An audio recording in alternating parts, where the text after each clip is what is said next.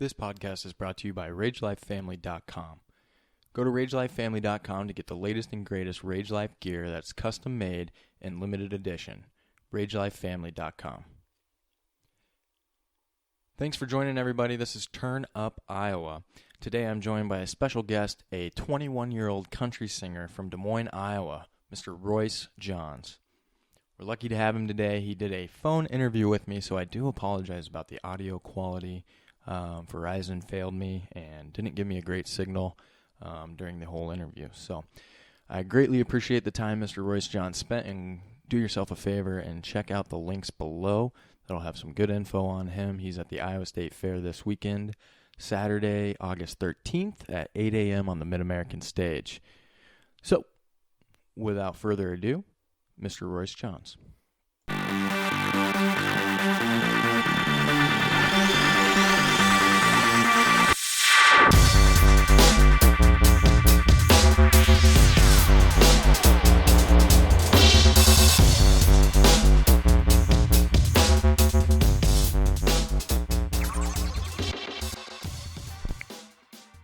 You there, my man? Yeah. You there? Yeah, I'm here. Okay. Yeah, for some reason it's lost it for about 2 minutes there. So. Oh. Thanks for being on with me, man, and I know you're super busy. I looked you up and saw you did 22 solo shows last month. Yeah, that was the busiest month yet, you know. Yeah, 8 days off last month, man? You're crazy. Well, the days I had off on there, I do retirement homes in the daytime. I play some 50s, 60s country and rock and roll, you know, for the old folks, and I don't put those on my calendar, you know, they're just like an hour each day. But for sure. That's cool. And you do that all in Des Moines? Yeah, I do. I do them up to I do a couple in Nevada, I believe, and I do a couple in Ames, and there's a couple in Boone I do. I usually go to the same ones like every other month and do a different set list for them there. So for sure, man. And you're 20 years old right now, correct? I just turned 21. Oh, congrats. I need to update that on there. Yeah. Congrats. That's cool. 21. Oh, yeah. So cool, man. So born and raised in Des Moines, Iowa. Yeah, I'm actually Polk City, Iowa. I just put Des Moines on all the online stuff just for central. You know, people call out of state, they don't know where Polk City or Ankeny is. So. Yeah, absolutely. Yeah, Des Moines the home capital for sure. People know where that is versus Polk City. Yeah. Well, cool. What high school did you go to? I went to North Polk. Graduated in 2013. 2013. Very cool. And so, did you play music at high school or? I never played music. Never did any music classes in high school. I never took the guitar out of my bedroom until I turned 19, and I started playing out in the streets in Ames. There's a corner there in Welch and Chamberlain. I just took my acoustic guitar out there and just started, you know, playing the 8 songs I knew at the time. Yeah. Never sang in front of anybody, you know. I just got this hanker one day, you know, I just want to go play music. I've loved music my whole life. I've always been a live music fan. I've always been like a big classic rock fan and love every genre of music. And I knew at one point I just wanted to go out and start playing, so I did whatever I could, you know. So that's gutsy, man, and not a lot of people wouldn't be able to do that. Just having the urge to go do that, a lot of people would probably chicken out. So yeah, it was weird at first because I guess I got lucky because I started playing out in the streets and I just ran into a fiddle player like the third song I'd ever played in front of anybody out there, you know. And I played acoustic guitar, and he had, you know, his name is 8-Bit Cypher. He actually does like a live DJ show where it's like an EDM deal, and he plays like an electric fiddle. Oh, nice. On top of it. So yeah, he's playing at the Cosmos Music Festival in St. Yeah. Charles. Very playing cool. At the Heroes and Saints, which is like really ironic. So I just interviewed Johnny Rage Life, who will be at Cosmos. Yep. Oh, cool, man. Yeah, very cool. He's one of my good buddies as well. I've known him for quite a while, and that's cool. He's probably heard of him then. 8-Bit, you said his name was?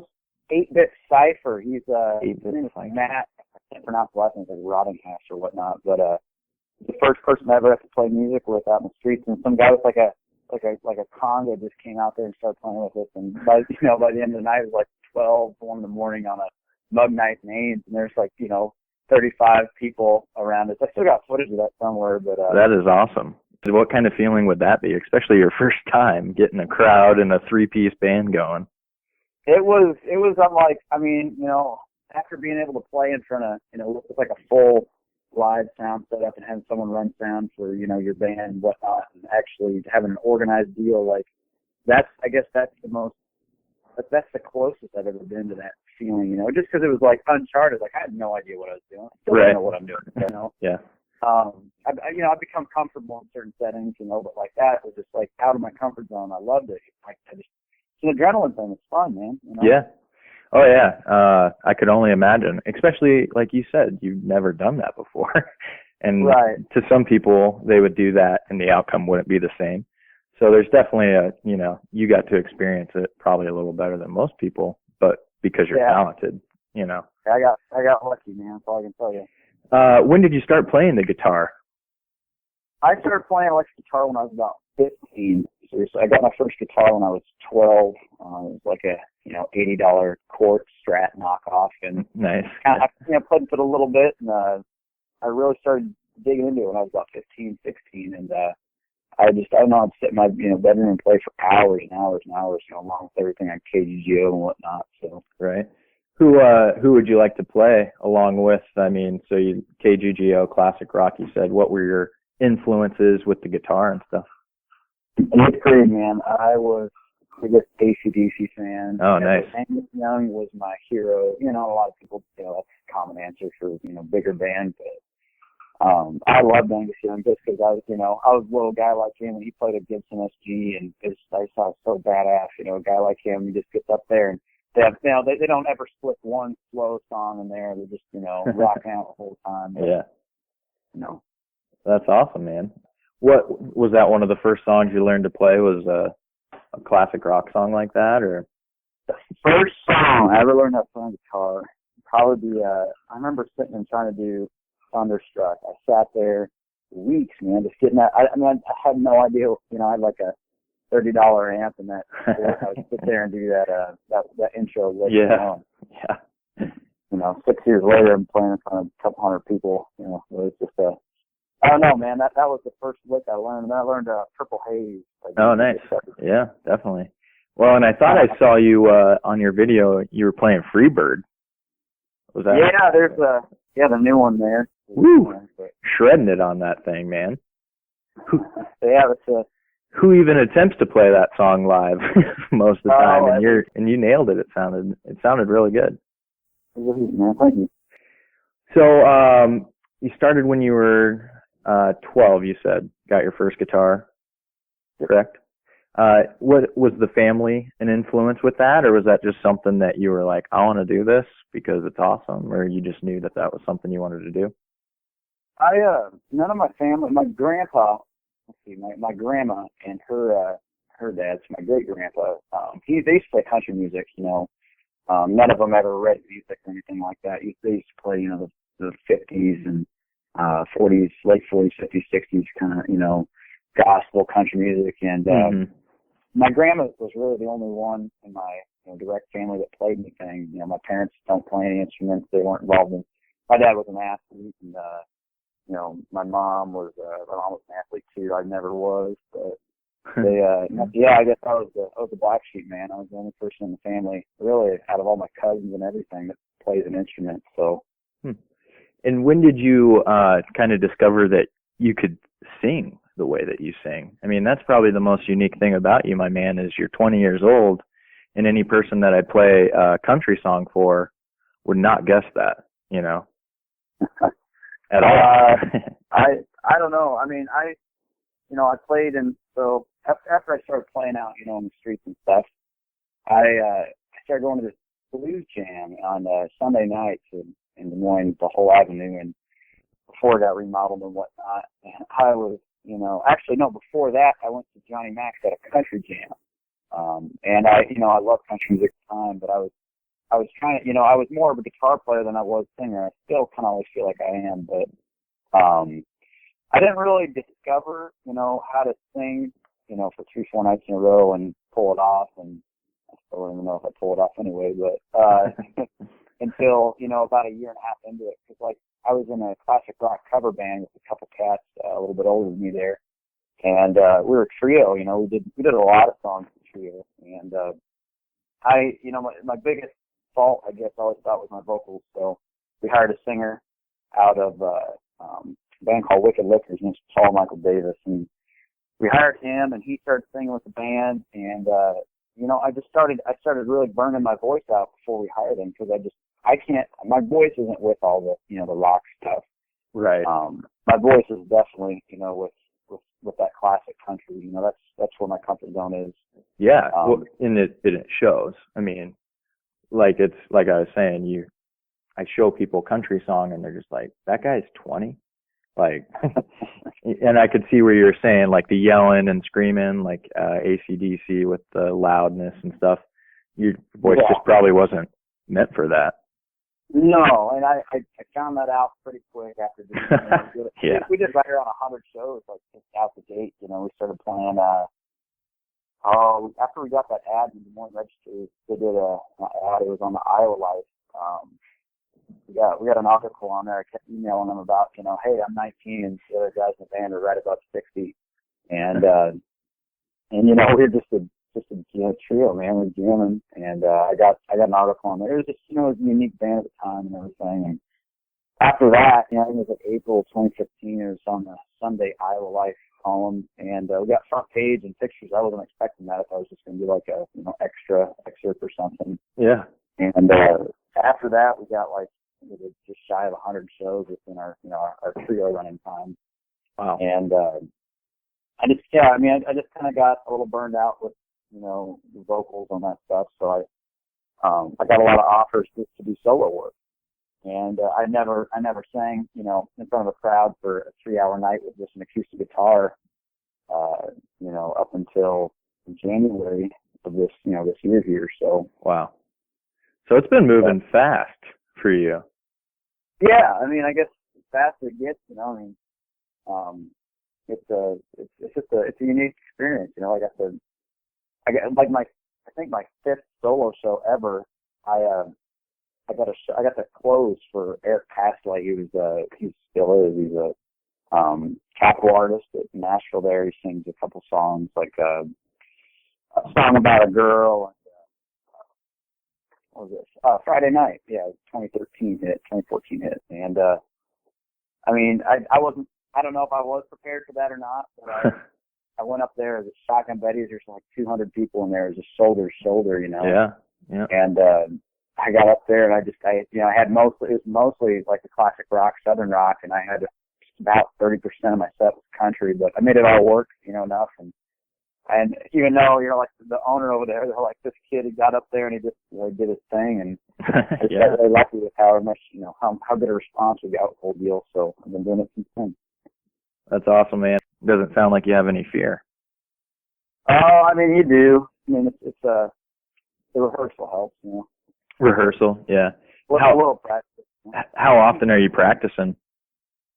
You know, before I started playing out a lot with the solo thing, you know, I spent a lot of time just tightening up everything. And like this July, you know, this last month here, I don't think I even plugged in any of my, like, you know, my home setup for the whole month. I mean, just because every day I was doing something, I had a hard time just keeping my voice in line for that, you know. Wow. Those outdoor streaks, like 3-4 hour shows outside. So I was, you know, I wasn't rehearsing too much during that. But when you're not playing, you know, you're always learning new songs, keeping the rotation fresh. So during that time, that's when I rehearse during the weekdays, you know, a couple, I don't know, 15 hours a week or so, something like that. Yeah, that's crazy, man. And so you did Gilroy's last night, right? Yeah. How'd that go? It was it was kind of a different experience because, like, when you play a bar, you know what to expect from the most part from people, you know, how to get them going, get them engaged. And when you're playing a restaurant in a patio setting, Gilroy is kind of an upscale, you know, restaurant patio bar. So, you know, when you're playing that stuff, you can't play a lot of the rowdy country stuff unless you have the right crowd out there. But right. You're coming in on their evening, you know, you're the entertainment for them. So, yeah. That's totally true. You definitely have to look at that because, if you're loud, nobody wants to eat dinner and have somebody blaring in their ear. Right. Yeah. I mean, you know, it's cool. It's just a different kind of deal. You know, you're kind of your background entertainment for what they're doing, and that's cool. It's a different aspect. You got to learn how to be able to fit in with, I guess. Yeah, you got to be able to play in all venues and all scenarios and things like that. Right. Yeah, absolutely. I mean, I'm sure because you got the Iowa State Fair coming up too, right? Yep, I'm doing gonna be the Mid American stage at 8:30 a.m. the first Saturday. It's like the 13th. Yep, yeah, it is August 13th, Iowa State Fair. Have you done? So you haven't done the fair yet? That's probably one. No, I tried to get our band in last, and we signed up too late. It was like the 2014-2015 season there, and we just signed up too late, and we had enough work as it. We were so busy, that summer. So, I didn't really have a lot of time for that anyway. But it just worked out better. It's a solo deal. I can just walk in with the band. It's a nightmare. Load in, load out. Everybody wants to be paid and stuff like that. So, right. And usually the fair doesn't pay a whole lot or at all for a lot of those free stages. More about exposure and right. being heard and things like that. So, how many singles do you have right now, my man? Well, the first one I did was just kind of like it started off like a goof off project, just because I've never been in a studio setting for my own stuff, and I had one out called Country Song. Yep.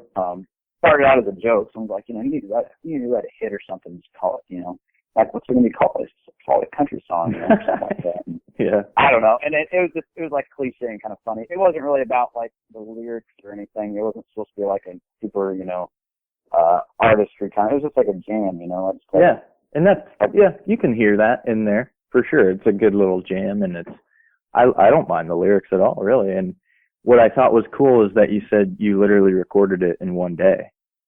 Yeah, it was pretty fun. Like, there's a studio in Boone called Forte Yep. Studios, Mm-hmm. and they're phenomenal, man. It's like they have the best gear.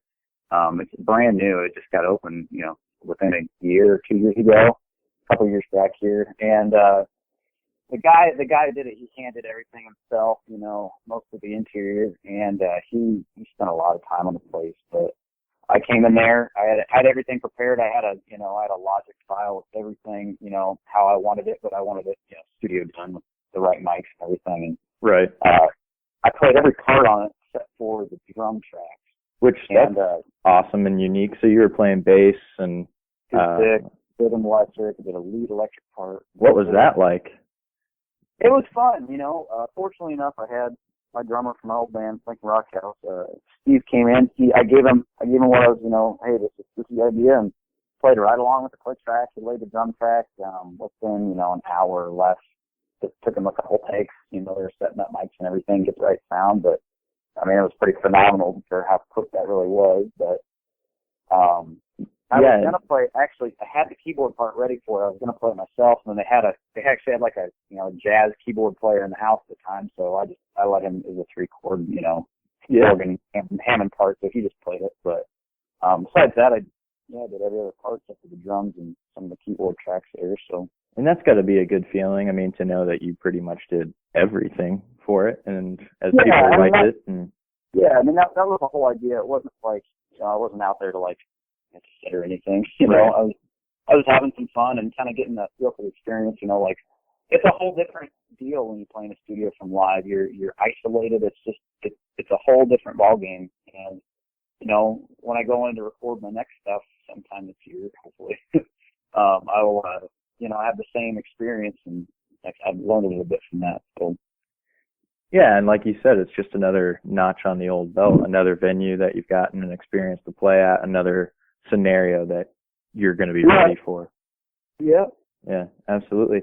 So for a future Royce John coming up, you said you'll be recording some more singles and stuff, you think, getting into the studio, or? Yeah, I have a new song. Me and another guy wrote.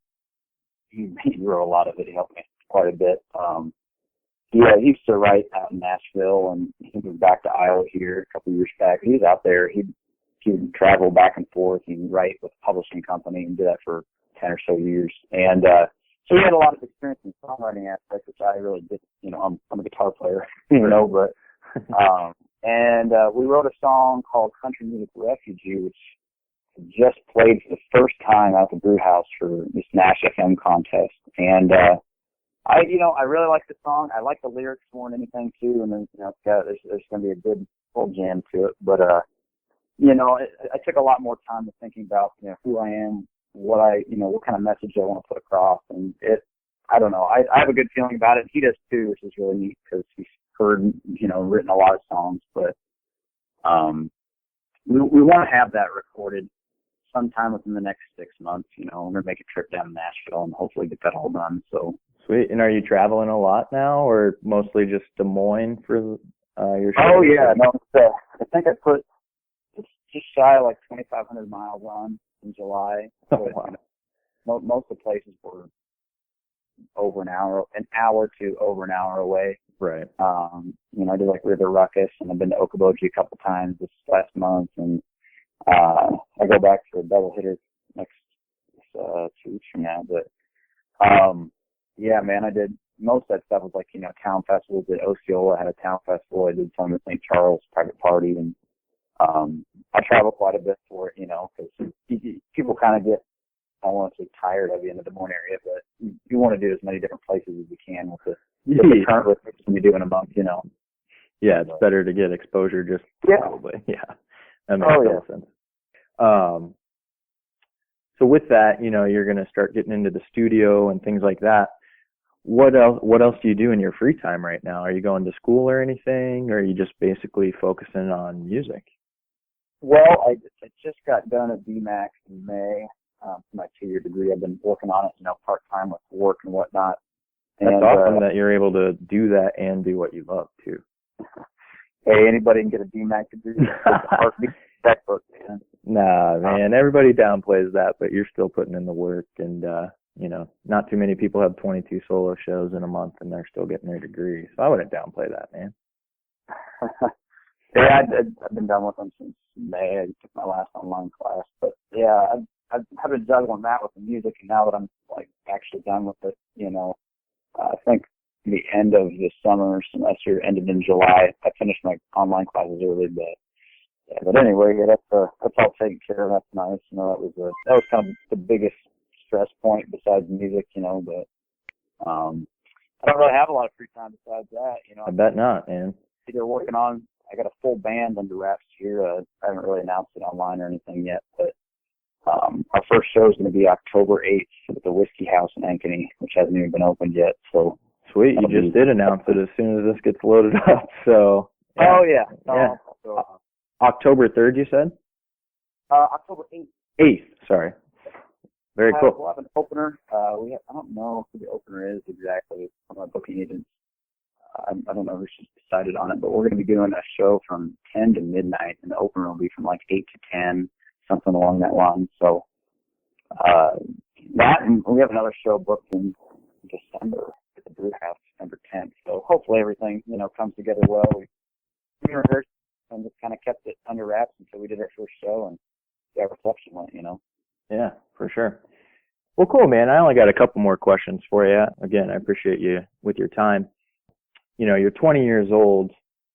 You're going to inspire a lot of young people with your music and showing them that it really doesn't matter how old you are and stuff. And what advice would you have for like young artists like yourself, maybe trying to be heard for their musical talents, or maybe just trying to get into the music game a little bit? That's a hard question, man. Yeah. I don't know. I guess I just look at it this way. And I'm not saying like I'm successful and know a whole lot, but just work as hard as you can. I mean, my biggest hang up with working with anybody is that if you don't put in the effort, there's what's the point? Go get a job, go do something else. I mean, if you don't want it, if you're not serious about it, I understand people do it part time for fun, but if you're trying to be a serious artist, and like I'm trying to be, but put in the effort. I mean, spend the extra time rehearsing that. Remember all your words. Run through every song that you play on stage. Study how people work on stage. Like Eric Passway told me, I talked to him before a show at Saigon Betty's, because he was like the first person I ever met that's actually like, professional and, famous at what he does. Mm-hmm. but hey, what advice? He's 32 and I was 20 at the time, and I was like, what advice do you have for someone my age? And he's just like, there's really no right answers. There's just opinions. Yeah, that's totally right. That stuck with me. I mean, if I ever wrote a book someday, that'd be like the first opening quote. I mean, that just like that hit me, man. Because I mean, there is a rhyme and reason, but there isn't. I mean, just chase what you want to do. And if people try to bring you down because of it, you need to look at it, take a real hard look at it, and see what you're doing wrong, and just reflect on it. But if there's something inside of you that says, keep going, and there's certain people that tell you should keep going, just do it for as long as you can, Yeah, I mean, that's the title of your book. There's no right or wrongs. There's just opinions. That's awesome. And it's so true with music. I mean, it is. And it's like, I haven't scratched the surface. I haven't been to Nashville. I haven't, yet. And that's a whole different game. Like I've learned about the local game, the local, playing covers, working with local people, building a local following, working with, bar owners, setting up local small sound sets for, less than 500 people. I feel comfortable in that. It's like, the next thing I want to do is like, I want to get in front of more people. I want to be, I just want to get to that next level of performing, and I hope it's just not too far from the corner. For sure. And yeah, I mean, it's kind of like you're in the minors right now and you're hoping to get called up to the majors, I guess would be a good way to put that. Hey, man, if I can sit on the bench for the Yankees, I'd be happy. Yeah, absolutely. That's a good way to put it. You're still on the team, right? Right. That's right. Well, Royce, what do you like to be called? Royce or Royce Johns? Do you like the whole name? Oh, you can call me Royce. My last name is Schweinebart. Johns is my middle name. Okay. Just, a lot of people can't get it right, so I didn't fit on the first poster when I went solo, so I decided to chop it in half there for people. That makes total sense. Okay, so Royce, and then Royce Johns is the middle name. So very cool. I was going to let you wrap this up, and because you got a couple shows. You got one tomorrow. Where was that at again? Oh, it's a small town called Baxter, north, about 45 minutes northeast of town here. They have I believe, Friday, so yeah, it's just another bar show, and I can't remember Saturday where in that. I think it's at a private party. Yeah. Yeah, Saturday's a private deal, and I don't know what else I got off the top of my head there. St. Charles is coming up, I think, and then the Iowa State Fair. So. Hey man, I live my life 7 days at a time. Yeah, I'm only lucky because I'm looking at the computer right now, telling you. So, yeah, I could only imagine with all those shows,